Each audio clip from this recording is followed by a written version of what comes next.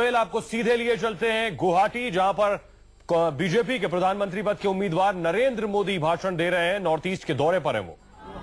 कांग्रेस के नेता हमारी भावनाओं को नहीं समझ पाए। सरदार वल्लभ भाई को, जिन्होंने देश को एक किया, उस महापुरुष के महान काम को कांग्रेस के नेता कभी भी स्वीकार करने को तैयार नहीं है। और आज जब गुजरात के लोगों ने बड़ा उठाया है, देश के लोगों से सहयोग मिल रहा है, तो उन्हें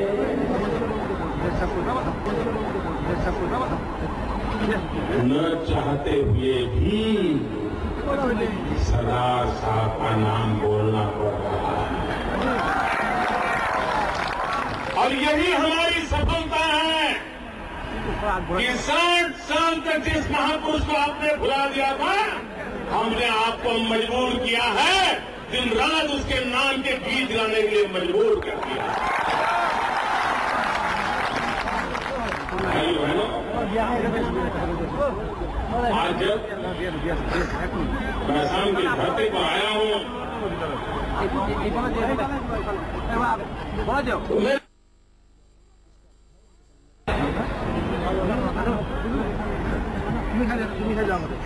प्राकृतिक संपदा से भरा हुआ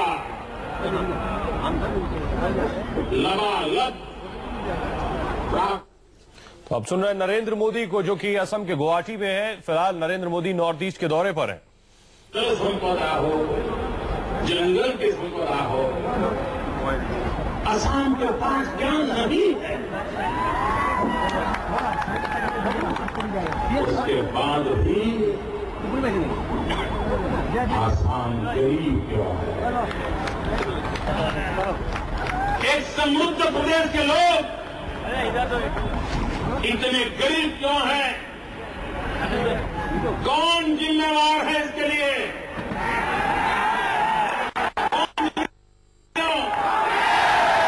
कौन जिम्मेवार है? आपको पता है ना? तो फिर जेल पे क्यों हो?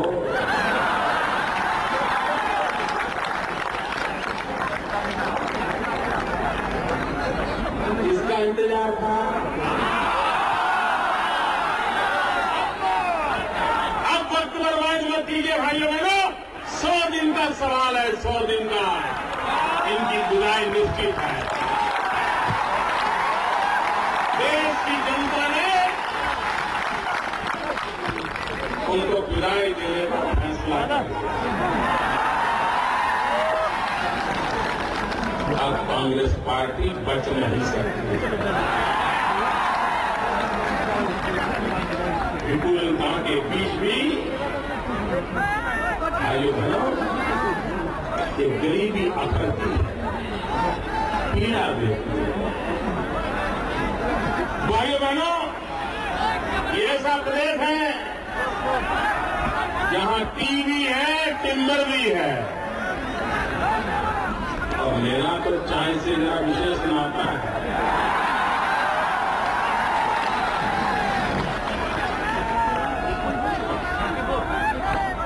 ये आपके हाथ से आई हुई चाय की पत्ती को बचपन में उबाल करके हम लोगों में ऊर्जा भरते थे।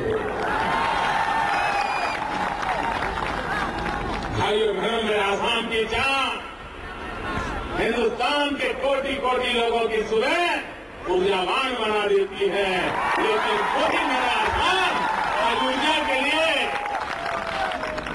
परेशान महसूस हो रहा है। भाइयों बहनों, ये आसाम बहुत ही शांतिप्रिय लोग हैं।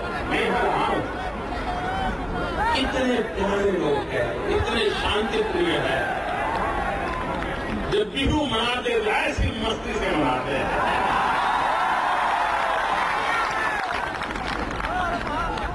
उसी आसाम को लहू लहान किसने कर दिया? इसको खून के सिर किसने लथपथ कर दिया? आए दिन नौजवानों की जिंदगी जा रही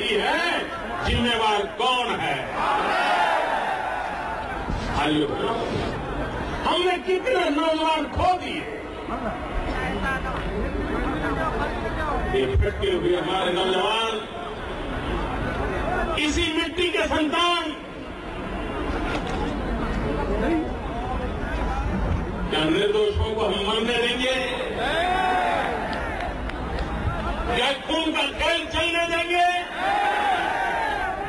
और इसी बात के लिए भाइयों बहनों, हम सब ने मिलकर के शांति, एकता, भाईचारा के साथ विकास की यात्रा का रास्ता चुनना पड़ेगा।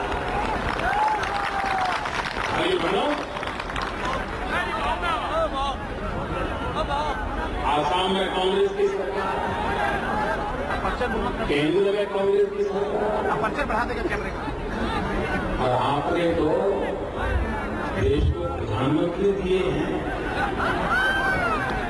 देश के प्रधानमंत्री यहां से चुन करके जाते हैं। अपर्चर बढ़ाएगा, अपर्चर। हाँ बोला 23 साल से आप उनको भेज रहे हैं। भाइयों बहनों, आप मुझे बताएं, आपने इतना बड़ा इन्वेस्टमेंट किया, क्या मिला आपको? मुझे बताइए, क्या मिला? क्या मिला मुझे बताइए भैया, क्या मिला मुझे बताइए भैया? प्रधानमंत्री जी, अगर यहां से हमारा एक छोटा सा कार्यकर्ता विधानसभा में 23 साल बैठा होता है तो आसाम की सकल सूरत बदल देता है। आज तो प्रधानमंत्री पद पर बैठे हो, और इसलिए मेरे आसाम के भाइयों बहनों, 23 साल से आपके प्रतिनिधि हो, संसद में बैठते हो, प्रधानमंत्री पद को शोभायमान कर रहे हो, उसके बाद भी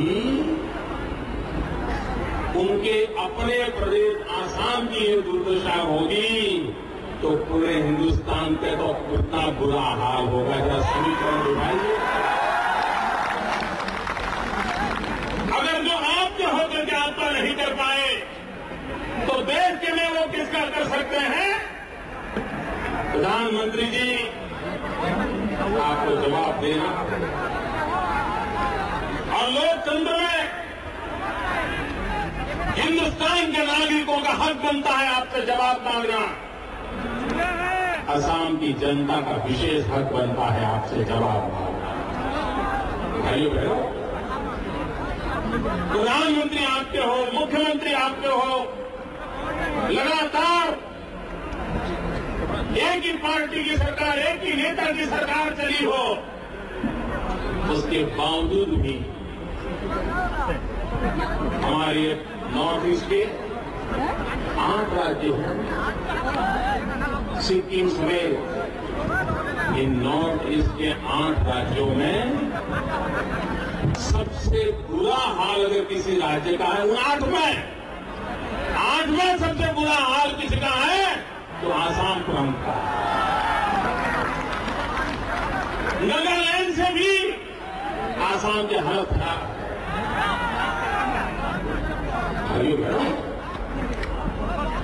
सिक्किम ने टूरिज्म के विषय में इतना काम किया, आसाम में नहीं हो सकता। क्या हिंदुस्तान के लोगों को आसाम देखने का मन नहीं कर सकता है? क्या दुनिया के लोगों को आसाम देखने की आने की इच्छा नहीं हो सकती है? लेकिन भाइयों बहनों, दिल्ली में बैठी हुई कांग्रेस सरकार, उसको सत्ता में भी रुचि है। भाइयों बहनों, आसाम में प्रति व्यक्ति आय सबसे कम है, ये गरीबी का नजारा है। प्रधानमंत्री और मुख्यमंत्री एक ही दल के, एक ही राज्य के होने के बावजूद भी सर्वाधिक गरीबों की संख्या आसाम प्रदेश में है। भाइयों बहनों, आज सारे हिंदुस्तान के नौजवानों में विकास की भूख जगी है, विकास की तड़पन पैदा हुई है, लेकिन उस विकास की यात्रा में आसाम कभी नजर नहीं आता। भाइयों बहनों, औद्योगिक विकास दर आपको जानकर के हैरानी होगी, आसाम का औद्योगिक विकास दर आधे % तक पहुंचा है, मुश्किल से आधा %। इससे बड़ा बुरा हाल क्या हो सकता है? जहां पर इतनी प्राकृतिक संपदा हो, जहां विकास की पूरी संभावना हो, जहां नौजवान बुद्धिमान हो, पसीना बहाने के लिए तैयार हो, लेकिन उसके बावजूद भी औद्योगिक विकास के नाम पर यहां की हालत पूरे देश में सर्वाधिक बुरी है। भाइयों बहनों, आसाम की बेरोजगारी का हाल क्या है? 1000 नौजवानों में करीब 750 नौजवान बेरोजगार हैं। कहां जाएगा? क्या मेरे नौजवान, आप बेरोजगार जिंदगी गुजारना चाहते हो? आपको रोजगार चाहिए? अगर इनके रहते हुए 1000 में 700 बेकार हैं, तो आगे जाकर के क्या होगा, इसका आप जरा हिसाब लगा दीजिए। भाइयों बहनों,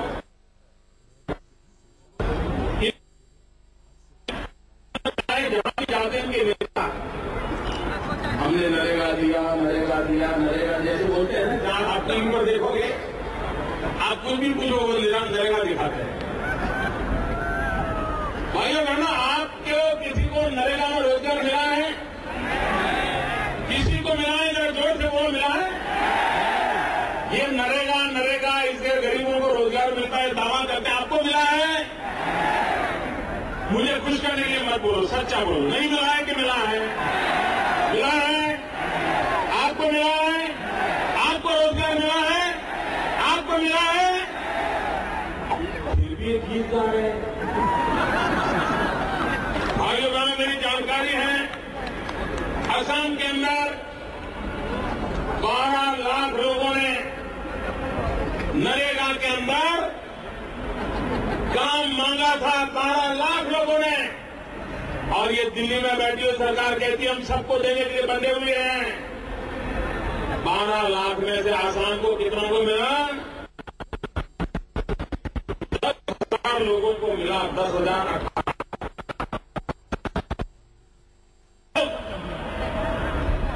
नरेगा में काम करने के लिए तैयार है, रोजी कमाने के लिए आना चाहते हैं, लेकिन जिस नरेगा के गीत गा रहे हो, उसने आसाम में 12 लाख में से सिर्फ 10,018 लोगों को रोजगार दिया। क्या ये गरीबों का मजाक है कि नहीं रही? ये गरीबों की बेइज्जती है कि नहीं है? भाइयों बहनों, कितना झूठ फैला रहे हैं लोग, उन्होंने यहां का हाल ये करा। यहाँ की कानून व्यवस्था स्थिति क्या है भाई? मुझे बताइए, कोई कानून व्यवस्था का नामो निशान है आसाम में?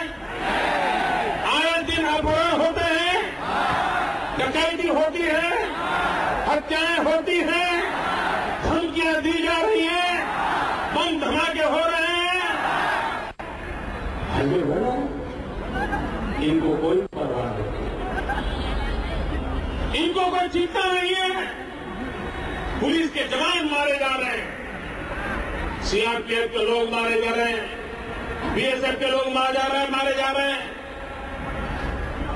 अगर यहां के सुरक्षा बल सलामत नहीं है, कैसे हो सकता?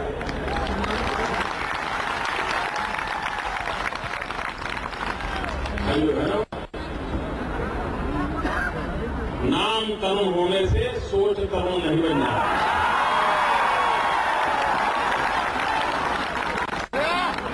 अगर बदलाव लाना है तो सोच भी तरुण होनी चाहिए।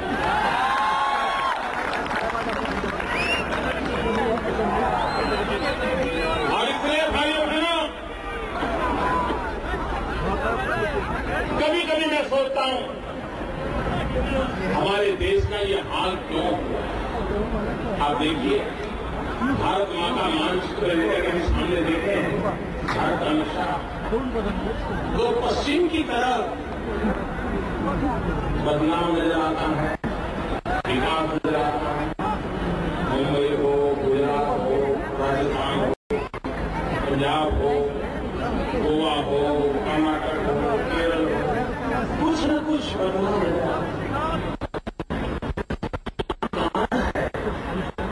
ये हमारा भारत का जो नक्शा है, उसके मध्य में अगर हम लाइन बना रहे हैं तो पूरब की तरफ गरीबी ही गरीबी है। ऐसा क्यों? ये असंतुलन क्यों? ये इंक्लूसिव की बात करने वाले प्रधानमंत्री जी पश्चिम की तरफ तो थोड़ा बहुत दिखता है, पूरब मुसीबतों को क्यों झेलेगा? जबकि पूरब में उत्तम से उत्तम मानव संसाधन है, सर्वाधिक प्राकृतिक संपदाएं हैं, उसके बावजूद भी सही नेतृत्व न होने के कारण, सही नीतियां न होने के कारण और नीयत साफ नहीं होने के कारण ये आज हालत पैदा हुआ है।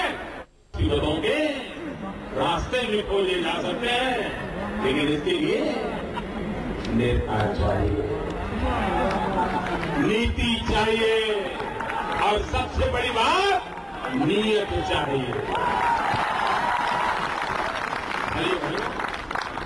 अटल जी ने सपना संजोया नदियों को जोड़ने और देश के प्रबुद्ध लोग इस मिशन में जुड़े थे।